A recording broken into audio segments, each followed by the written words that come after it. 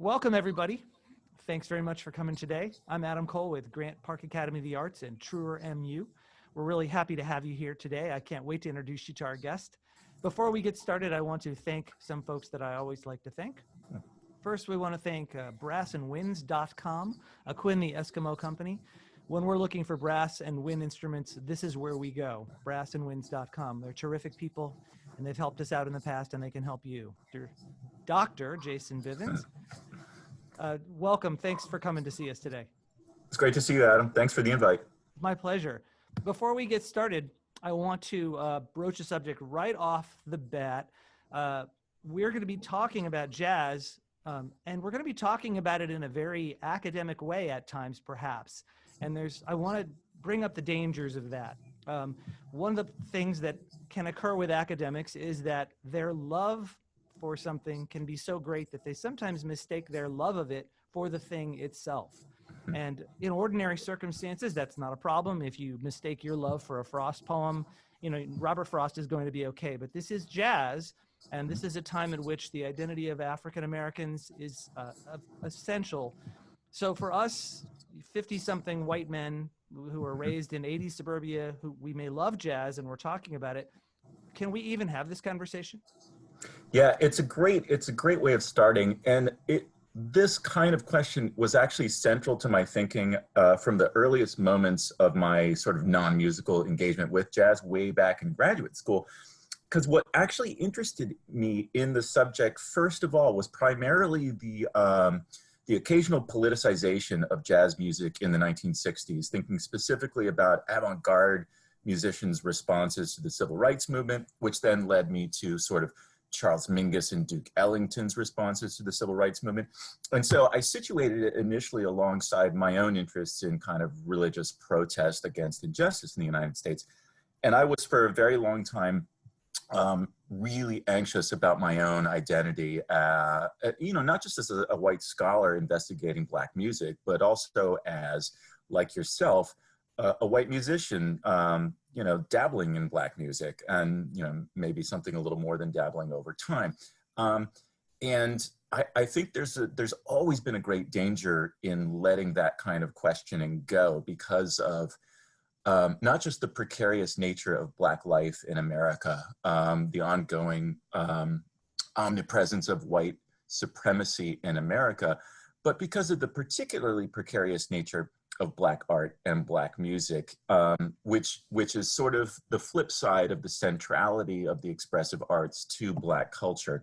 So to answer your question in a long-winded way, I think, yeah, we can have the conversation as long as we bracket it really carefully and really appropriately with humility and reverence for the subject. Okay, well, I'm willing to do that if you are. Rock on. All right, so before we get too into the conversation, that was a lot of words, and I want to make sure people know who you are before we even start. First of all, you wrote this book called Spirits Rejoice, and I hope it's not backwards on the screen. It's backwards on mine, but... It's forwards. It's okay, good. It's a magnificent book. I really enjoy one of the best books on jazz I've ever had the pleasure to read. Tell people who you are. You are our religion professor, isn't that correct? And yet also a jazz musician. How'd you get here? So through our beloved school. So I initially, as you know, was a philosophy guy. And as a philosophy guy, I wanted to study a very particular lineage of thinkers, European dudes, Kierkegaard, Nietzsche, Kant, that kind of thing. And at Oberlin College, where Adam Cole and I attended, the philosophy department wasn't really assigning those dudes too often. So I went up to the religion department where I could read those dudes. And over time, I got much more interested in non-philosophical subject matter.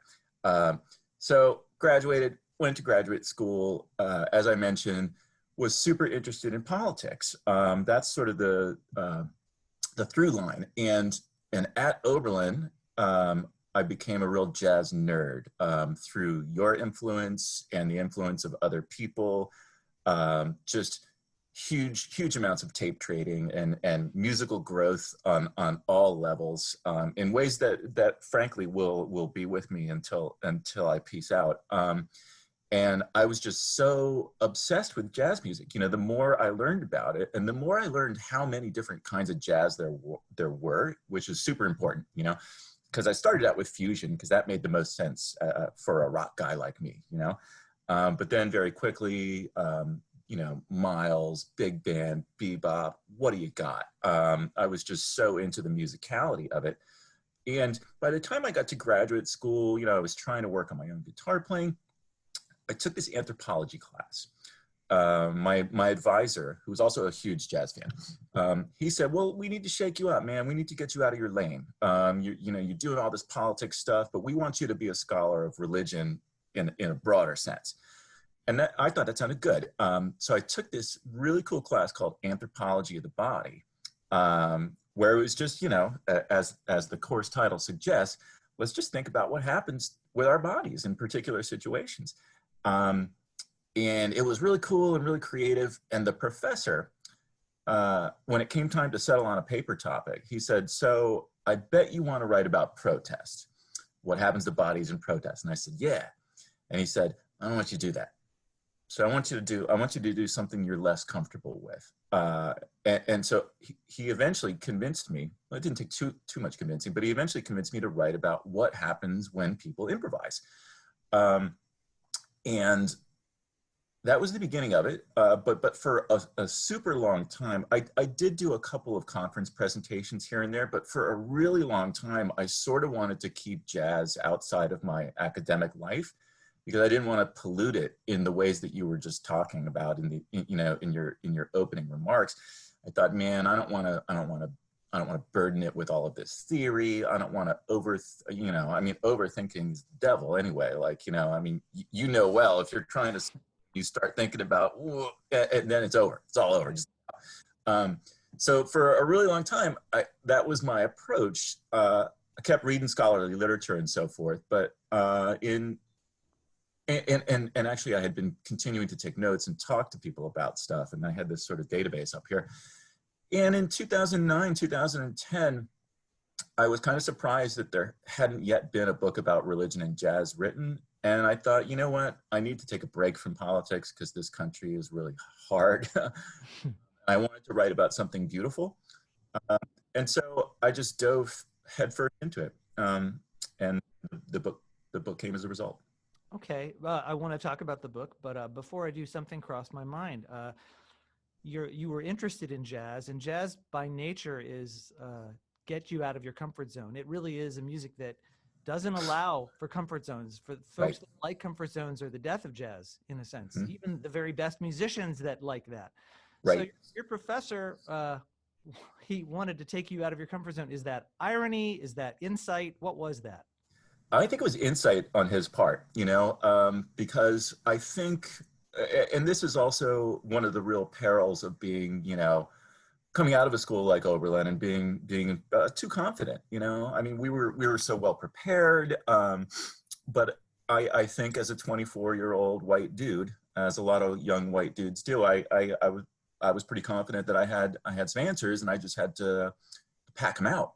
And Michael Jackson, this great anthropologist, Australian anthropologist, he sensed, and there might have been some collusion with my advisor. I'd like to think there was, that I would benefit from that kind of shakeup. But the other thing is, I think Professor Jackson just didn't. I don't think he was really interested in reading a paper about politics, you know. So Okay, so wow, yeah, one level yeah, even right. further. Yeah, okay. Totally. Okay, so let's talk about your book. Your book is called Spirits Rejoice, and it is a book both about religion and jazz, but you have, and it's full of information. It's full of more information about jazz than I've ever seen. I was overwhelmed by just the listening alone.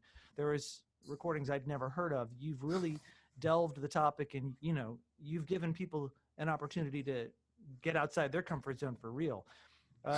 What about your approach?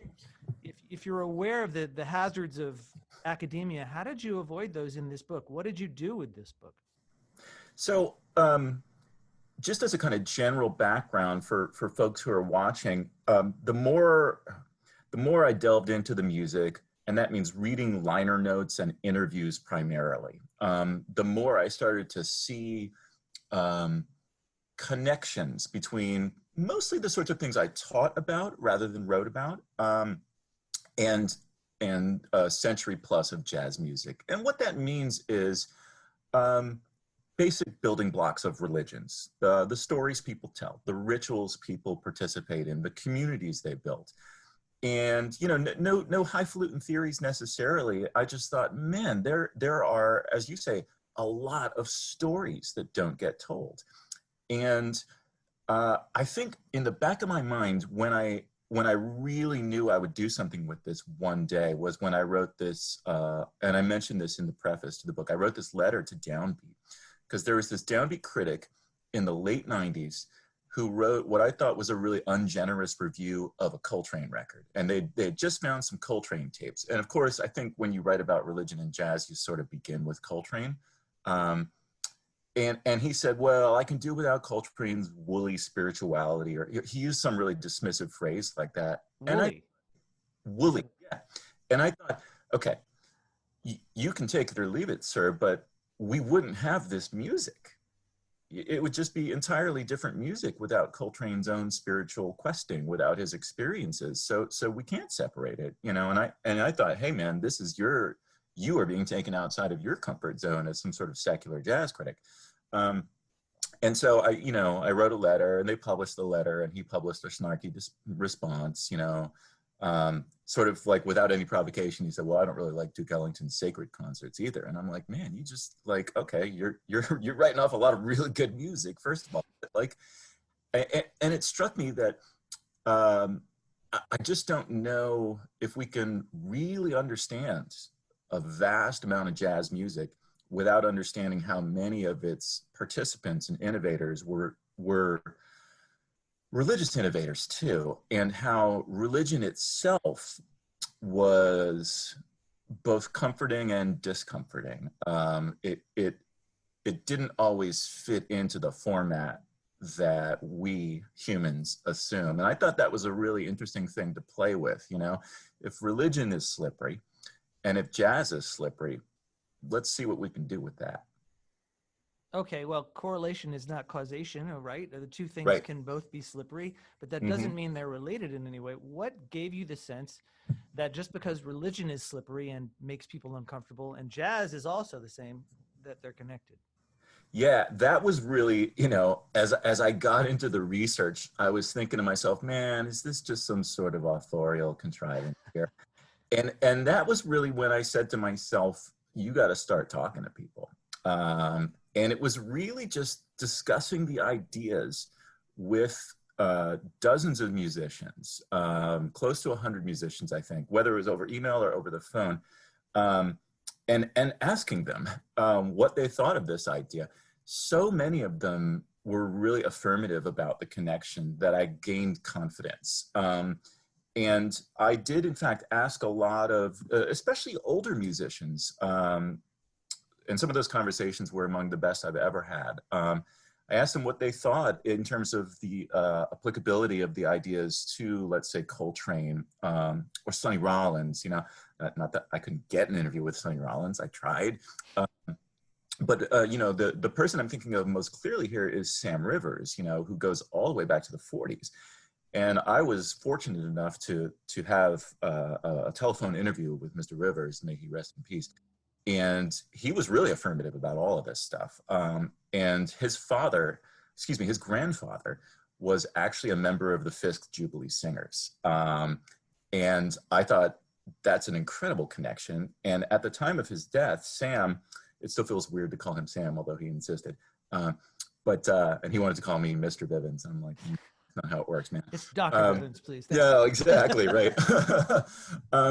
He was at the time working on a kind of big band updating of his grandfather's arrangements for spirituals, which dated back to the late 19th century. And so Sam insisted that the connection was there in all phases of the music, and that at its roots, Black music was fundamentally spiritual. Can we talk about spiritual versus religious?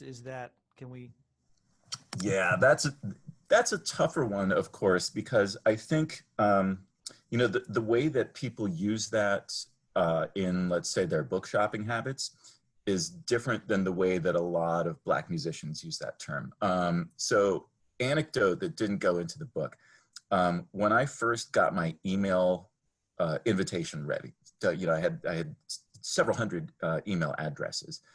I had the subject line research project, jazz and religion. And you know, quick backstory. I had about 20 years as a jazz record reviewer under my belt at this time, and I knew a lot of musicians through that endeavor, and also through performing of my own. Right, so it wasn't just some academic dude out of the blue. A lot of these folks I actually knew, even if only kind of scantly. And I got crickets. I had like 2 responses to the jazz and religion research project, jazz and religion. And my dear wife suggested I change the subject line to research project, jazz and spirituality. One word. The entire email was the same. I changed that one word and like the floodgates opened. And I thought that is so interesting. So I think, so I continue to use the term religion, but I use it in quotes. I think for a lot of musicians, the R word is a word of confinement. It means you have to stick inside one building, one set of texts, one set of approaches to your instrument, whereas spirituality is more fluid and polyvocal and improvisatory. So I think with it, you know, I wouldn't want to necessarily broaden that to the whole extent of sort of American religion. I might, but I'm not gonna now. But I think that's how musicians understood that distinction, and I did try as best I could to just sort of transcribe what the musicians thought in this book. Now, let me try to back you in further into the corner here. Is this a all book right. about jazz and spirituality? Yeah. Is this a book about jazz and religion? Is it about both? Is it about neither? What is this about? It's about both. Okay. Both, because we, you know, one of the things that we do find is that there are lots and lots of jazz musicians who very sort of openly and comfortably and happily occupy a traditional lane, whether that's a particular jazz idiom like swing, or a particular religion like Baptist Christianity. I think, however, once we look closer, again, getting back to some of the things you mentioned at the beginning, even things with seemingly clear boundaries contain a lot more fluidity and diversity than we might think. So for a musician to sort of say, yep, I'm Christian and I play for the Lord, you might think you're getting one kind of, let's say, testifying hard bop or soul jazz, right? But in fact, somebody with those religious sensibilities could play fusion music, could play avant-garde music, could do big band arrangements of spirituals. Any number of different things can result. And what's further, once you go into the theology, you can find some surprises there too. You can, for example, get a musician like Albert Ayler, who is from a sort of base of African-American Protestantism, trying to compose universal folk music. Or you can get a guy like Charles Gale, a tenor saxophonist who is sort of like a furious avant-garde player who has some sort of unsettling politics and is super, super anti-abortion and says so from the bandstand. So even when you're looking at a tradition, Baptist in the avant-garde, tenor sax, you can get different results. Well, doesn't that suggest there is no connection instead of the opposite? I think there's a multiplicity of connections, you know, and I'm just trying to hold them together in an analytical frameworks to get people to think about that multiplicity. And if people came away from the book being a little less sure about what religion was and a little less sure about what jazz was, I think that would be an indicator of the book's success. Okay. So now I'm starting to understand a little better. Rather than force a connection with an argument, you are trying to erode preconceived notions of the music and of religion and use both of them to do that for each other. Is that accurate? That is accurate. And one of the powerful reasons for that, thinking again of our political moment, is that a lot of the innovators who have performed under this label jazz have felt really confined by the word jazz, because whether we're talking about Duke Ellington or Thelonious Monk or Anthony Davis, who just received a MacArthur Genius Award, um, these creative artists feel across the 20th and into the 21st century that while jazz is a creative reservoir that has given them much to love and much inspiration, it's also a term with some profoundly racialized limits. And so the idea of shaking up people's preconceived notions, as you say, is one that can actually, I don't want to say assist, because I don't think that much of my work and the role that it plays, but can amplify the efforts of Black creative artists to create with the broadest palette and with the widest reach. See, for example, the great Ishmael Wadada Leo Smith's 5-hour suite for the civil rights movement from a few years back. He got second place for the Pulitzer, and I'm like, come on, Pulitzer. Really? Wow. Well, so a question occurred to me while you were talking, and the Pulitzer thing completely took me off. When you take people out of their comfort zone with religion, when you say, religion has, there's places where things get out of it and get into it, you get pushback, some serious pushback. And I think also, did you find that in jazz, that when you start to say, hey, Yes. There's room for discomfort here, there's room for boundaries to be fluid, did you get that kind of pushback? I did, in some interesting ways. So there were some musicians, and I have pledged to them not to name their names, who are really great. They were really sympathetic with the kind of thing that I was up to, but they asked me not to include their names in the book because regardless of how much I was problematizing the term jazz, they didn't want their names associated with that term, which I thought was really interesting. And they were all African-American musicians. And there was never any sense that I, as a European American, had no right to investigate this stuff. They just said, my music is not jazz music. I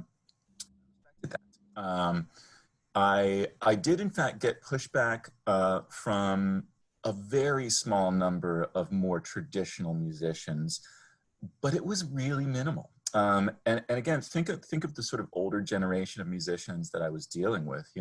Sam Rivers is like, yeah, sure, jazz, fine, whatever, I don't care. He's like, I play saxophone.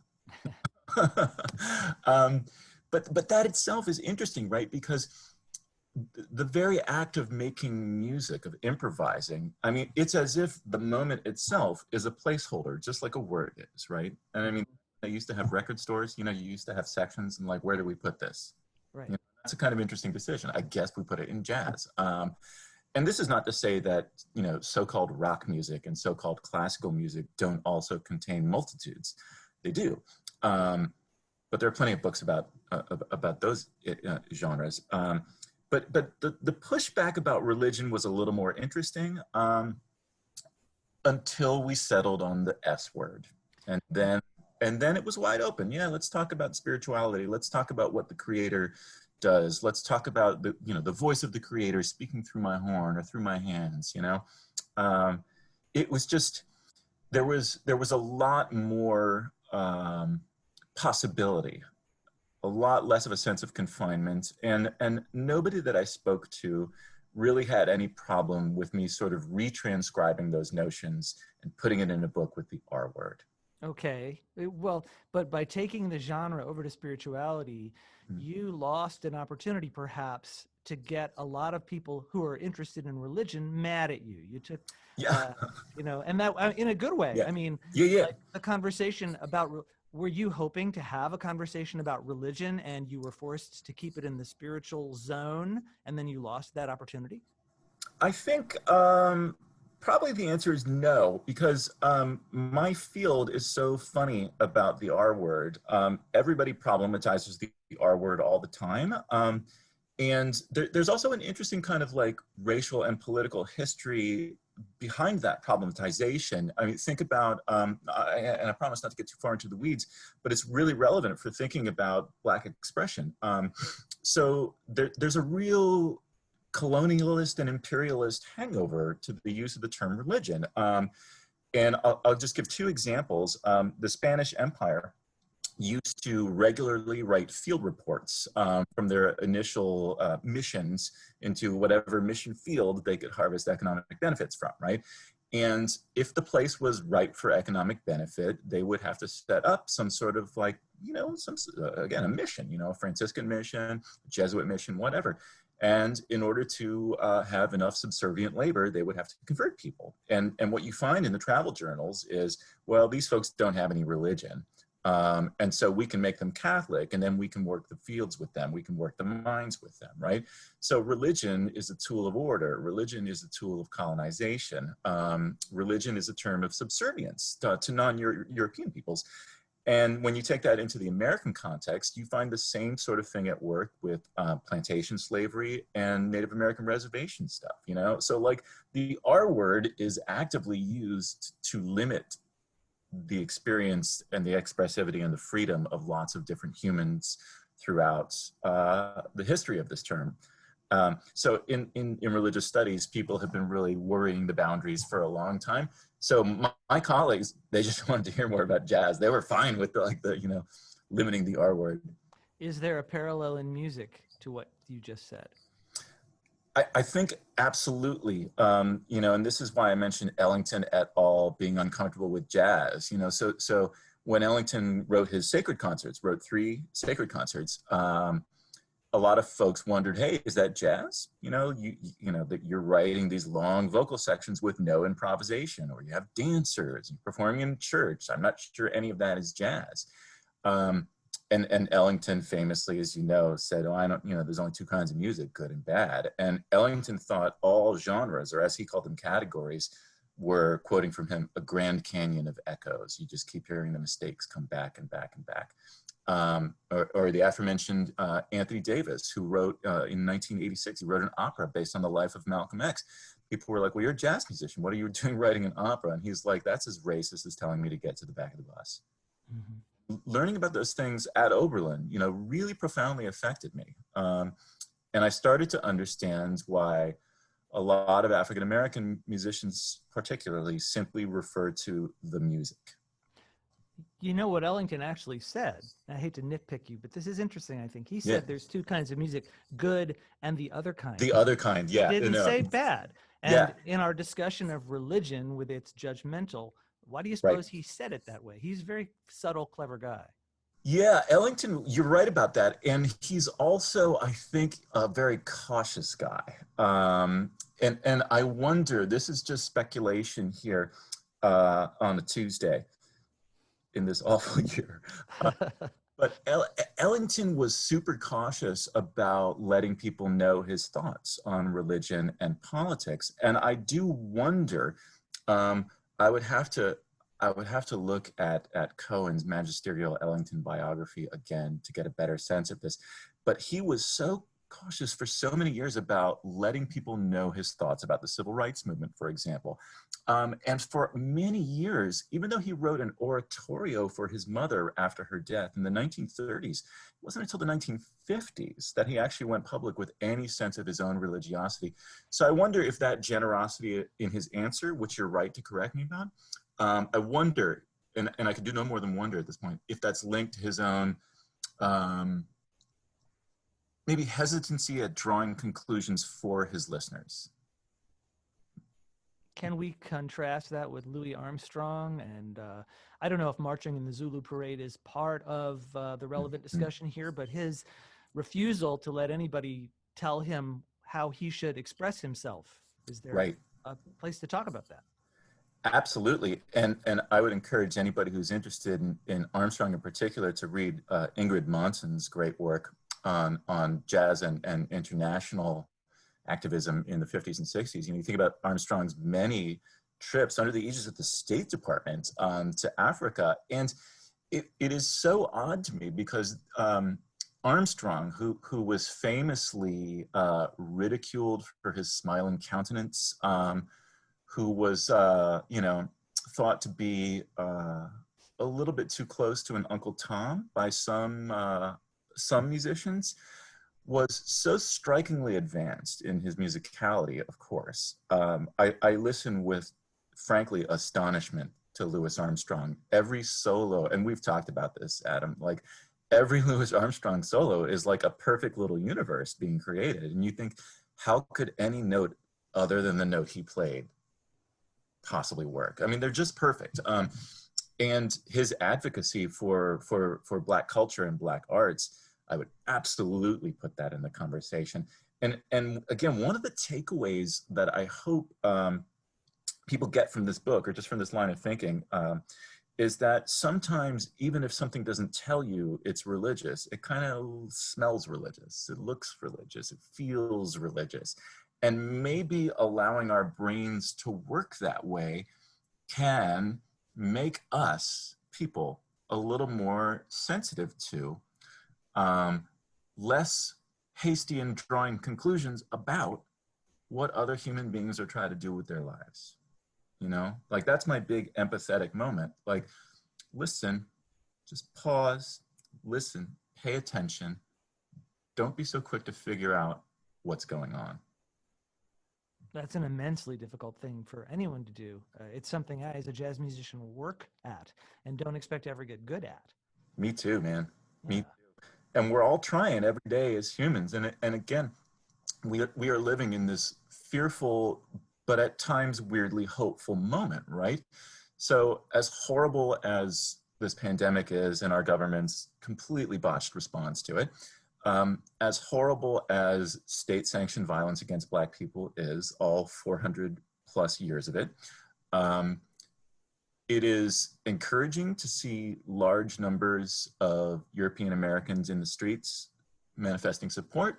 It is encouraging to take the pulse of the United States right now and sense that maybe there are more people willing to listen to the experiences of Black folks instead of making up their minds and turning away from the experience of Black folks. And if that increased listening were to continue, the same kind of listening we try to bring into the musical sphere, then maybe there could be some positive change in this country for once. Well, this is a good segue, I think, into we've talked about, we've really been very racial in our discussion, most of this discussion, but you do talk about white musicians in your book. You talk about John Zorn, Jewish, I believe, Yes. and other musicians who are not necessarily African-American. Yeah. I don't remember if you talked too much about Latin jazz at this time, but a little bit. Talk about if you're, you know, how does this fit in? Yeah, no, it's really, so the beginnings of the project were African-American culture. But I did want to tell a story about American religion too. And so if you get into that story on the widest level, if you get into jazz on the widest level, of course, there's so many other communities and creators that have things to say in this area. And there are, you know, there's a prolific Asian American jazz scene in the United States. There has been going back to the 1940s, you know. I mean, is that right? I'm not aware. Yeah. Can you talk about that real briefly? Well, so, I mean, you know, on the West Coast, right, a lot of this has to do with the marginal documentation of West Coast jazz. But, you know, there were Japanese American bands in San Francisco and Los Angeles. You know, I've seen some indications that there might have been bands in some of the internment camps, you know. Which jazz bands, which would be, you know, I have to check up on that. But, you know, there's a distant glimmer from my research in there. But yeah, you know, the Asian, and actually, Adam, there are a lot of connections to Oberlin too. One of the sort of central figures in the Asian American jazz scene in San Francisco is a guy named John Jang, a pianist who graduated from Oberlin. And in terms of Jewish American jazz, you got a guy named Ned Rothenberg who graduated from Oberlin, religious studies major actually. Yeah, I love to celebrate our place. You know, the wide variety of American experience is really echoed in the wide variety of jazz musics, which of course inevitably picks up on the wide variety of human experiences. So yeah, lots of different communities are involved in this for sure. Well, I'm gonna ask you a question, and I want to be cautious how I ask it. Because I don't want you to have to speak for African Americans, and I also don't want you to have to make a blanket assertion for African Americans. So I'm going to ask it as carefully as I can. Yeah. In your research, did you observe any kind of a large-scale difference between the spirituality or religiosity of African Americans in jazz versus, well, whites or Asians or Jews or any other kind?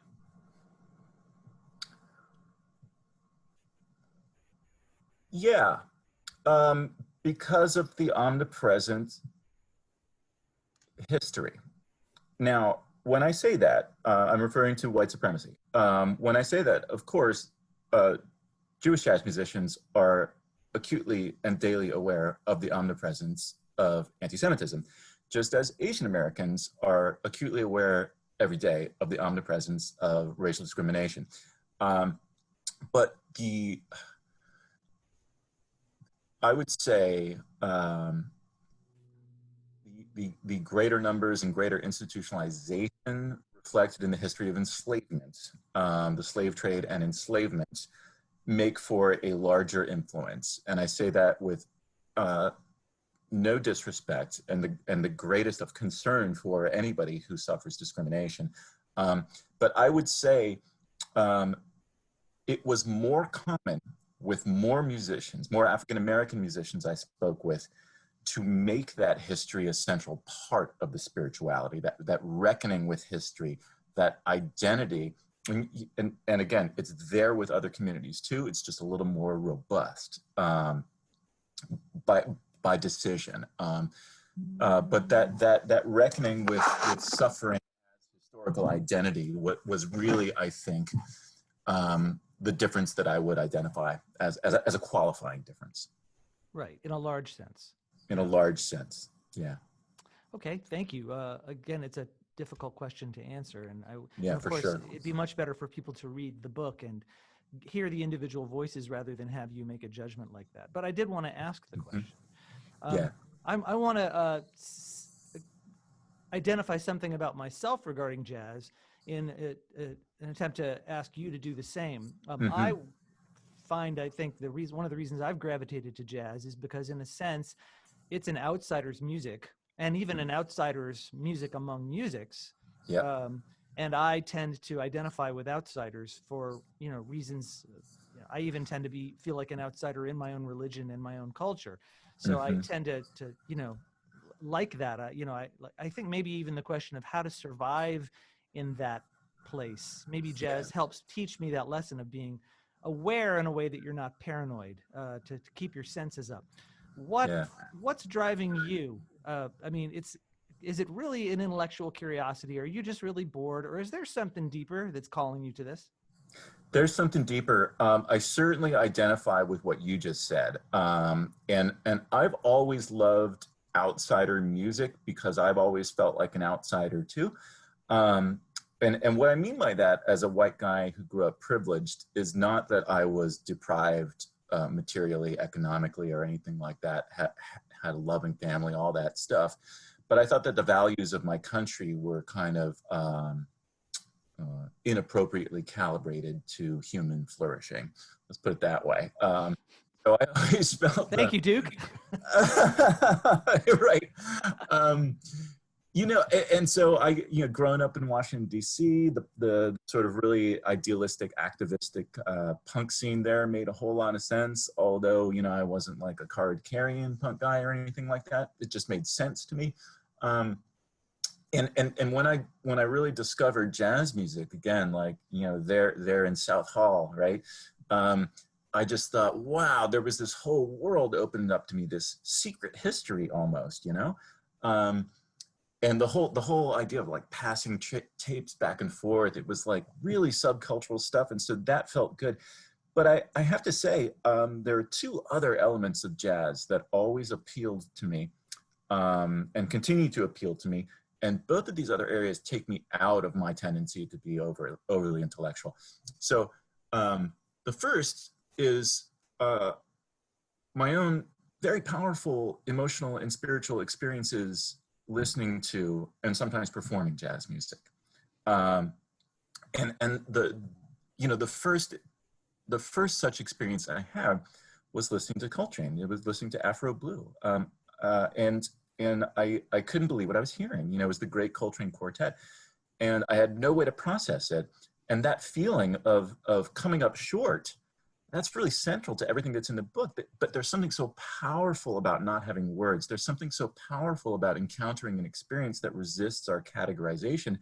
And that seems so true to what being alive is about.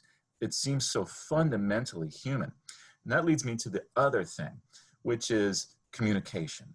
And whether it's me trying to do that in performance or listening to others trying to do that, the immediacy of jazz, the momentariness of jazz, like make it happen, poof, it's gone.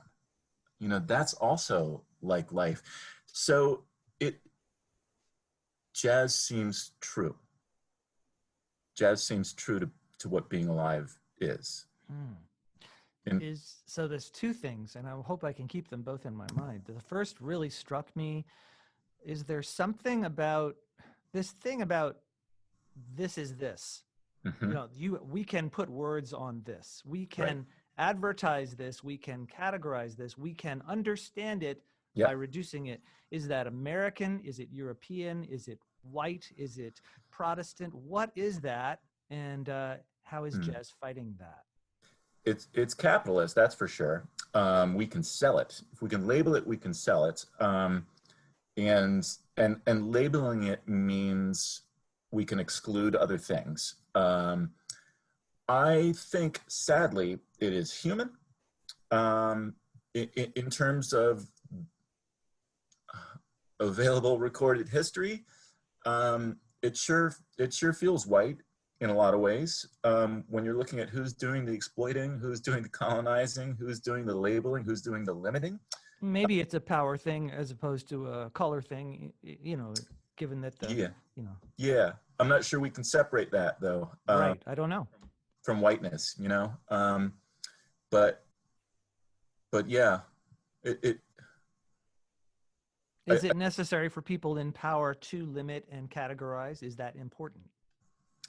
I don't think so, but it certainly has been a crucial component of power. And I think construing political activity as a field of power is part of the problem, instead of construing political activity as something of public service. You know, I think.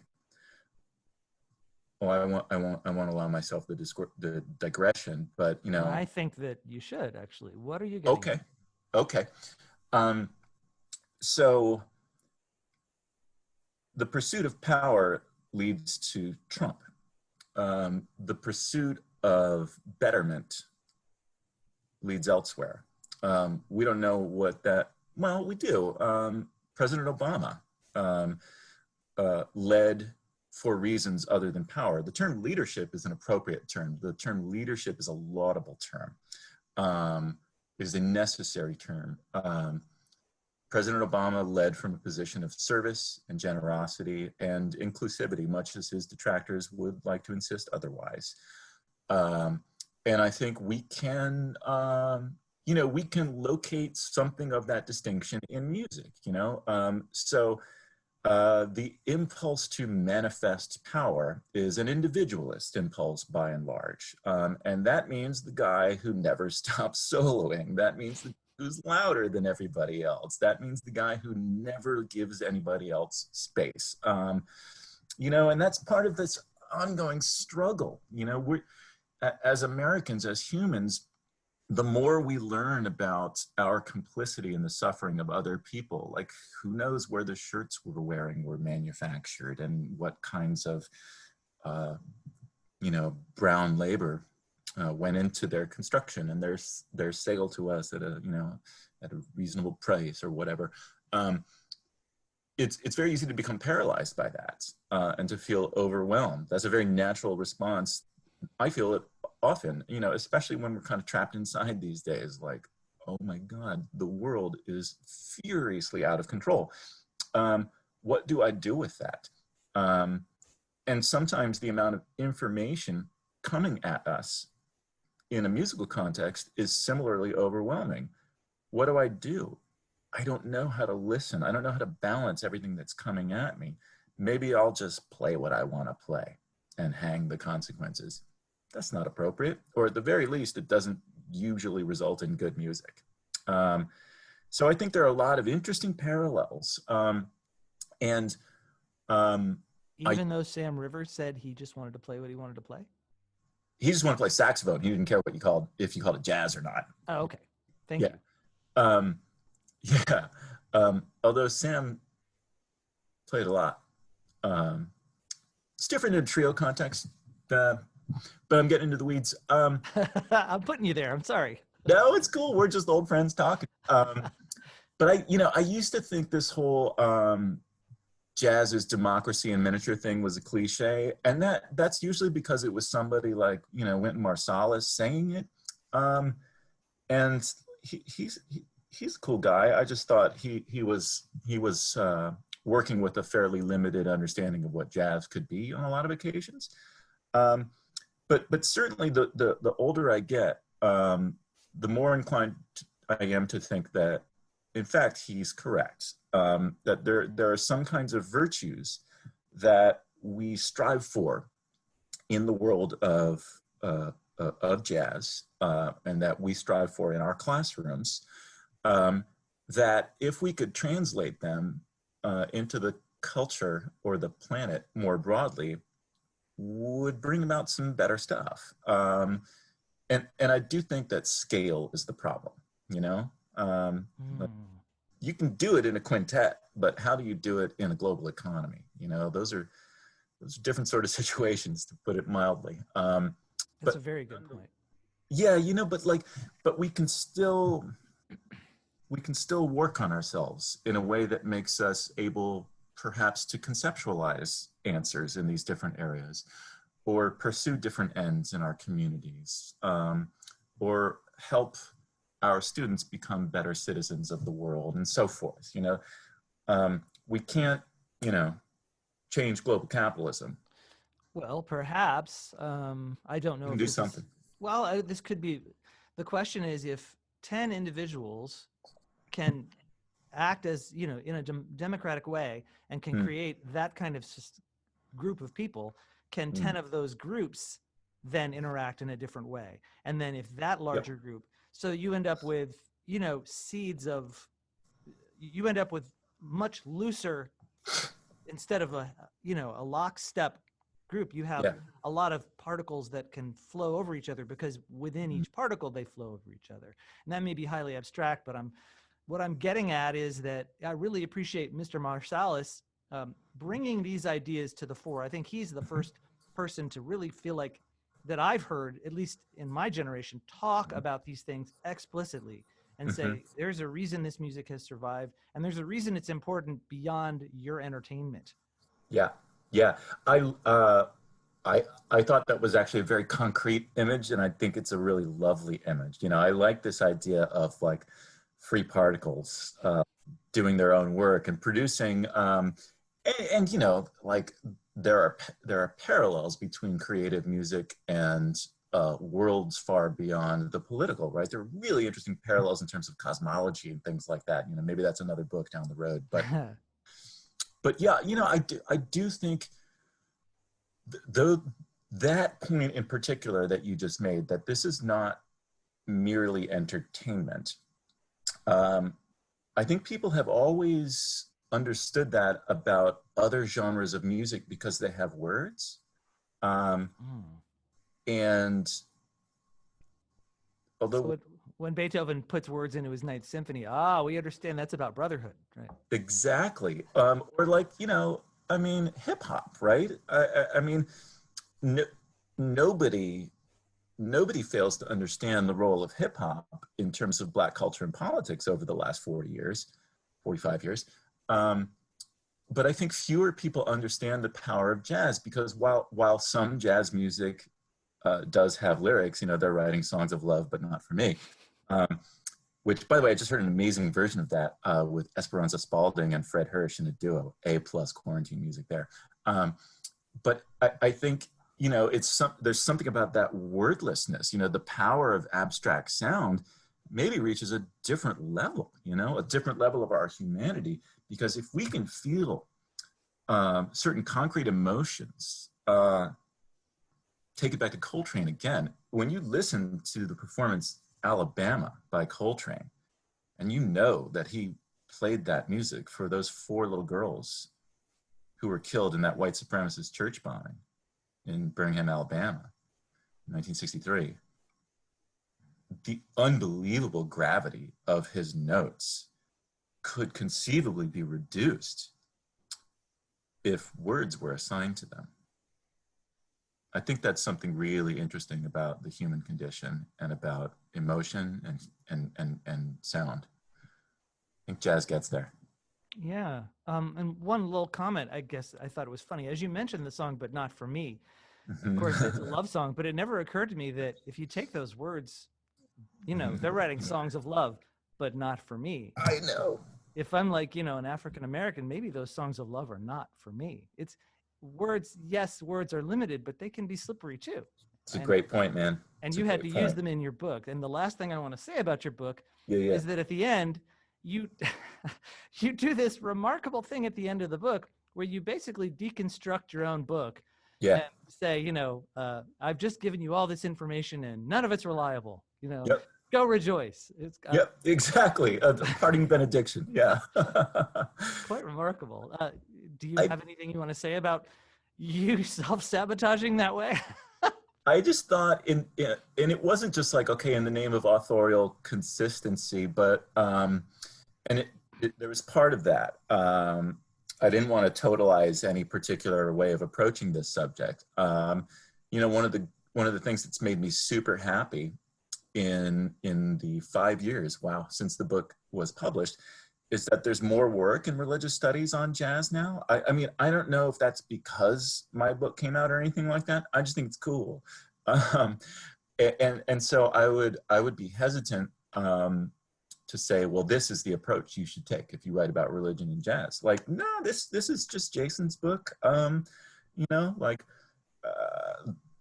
plenty of other scholars are gonna do other things. You know, my pal Tracy Fessenden, for example, wrote an extraordinary book about Billie Holiday and religion. So some people are gonna go deep into one performer, and you know, I take the big picture.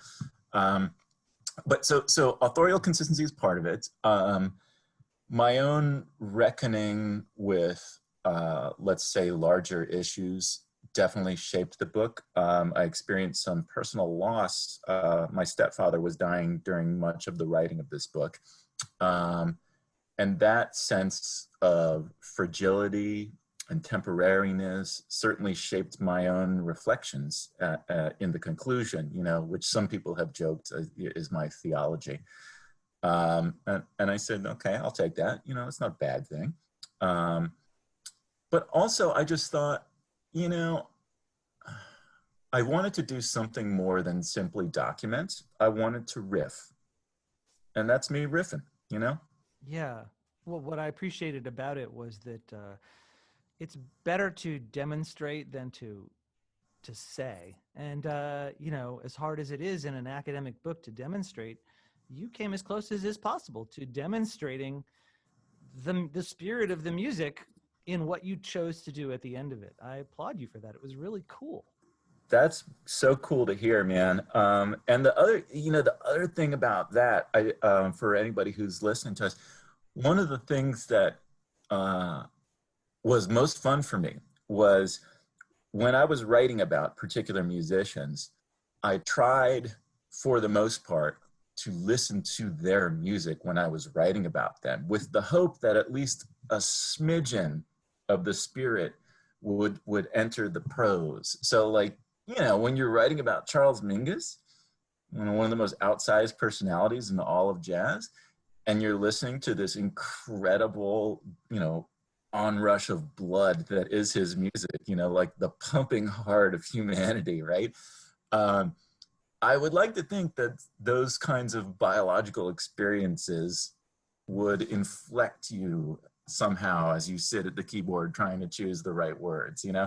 So that was a fun little thing. And that was another way in which I tried to demonstrate. Again, success, who knows, but that was the attempt. Excellent.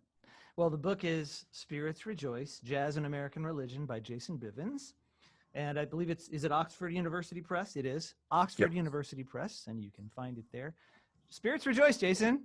Rejoice, my old friend. Yes. Terrific. Thank you so much for your time today. Thank you for yours, man. Thanks again. We have more interviews coming up. We're going to be talking again with Steve Espinola, songwriter. We're going to be talking with Darcy Hamlin, horn player for the Milwaukee Symphony, and a whole bunch of other folks that I cannot wait to meet. Thanks, everybody. Have a great day.